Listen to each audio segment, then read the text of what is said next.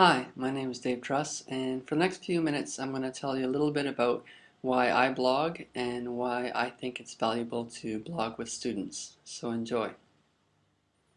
When I started my blog almost 3.5 years ago, I didn't have any sense that it would be something that I would continue for this long or something that I would want to continue even longer.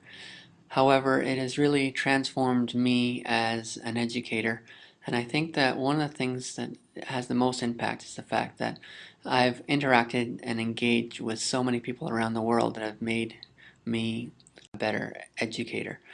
And for me, I think the key thing for my blog is that it is truly a labor of love, and it's something that I enjoy doing. I enjoy the writing process. I enjoy thinking about what I write, and I find myself sometimes thinking in blog posts. I did my master's in educational leadership and have no intention of continuing on with my schooling, but I'm in a position where my blog is a place where I continue to learn. I wrote a post just on my 3rd year anniversary saying that my blog is my PhD, and it is a place where I continue to challenge myself to grow and think. It really is a space for my learning. It's not a network itself. I'm connected to my network through my blog and other means such as Twitter, but it isn't the network itself. It is my personal learning space. And I found such value in it that I figured that students would get a value from blogging as well.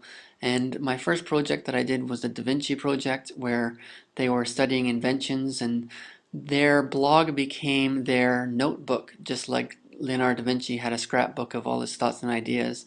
They blogged about it, but they got to share it in a way that Da Vinci never did. And I certainly learned a lot from that experience. The thing I learned most of all is how powerful it was for the students in their learning. And I remember one student being upset because she asked a question, and it was a really deep and profound question about basically life, the universe, and everything.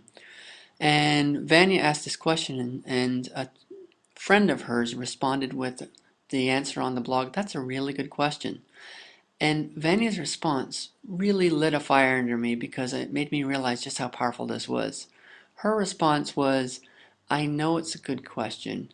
What I want to know is what your answer is.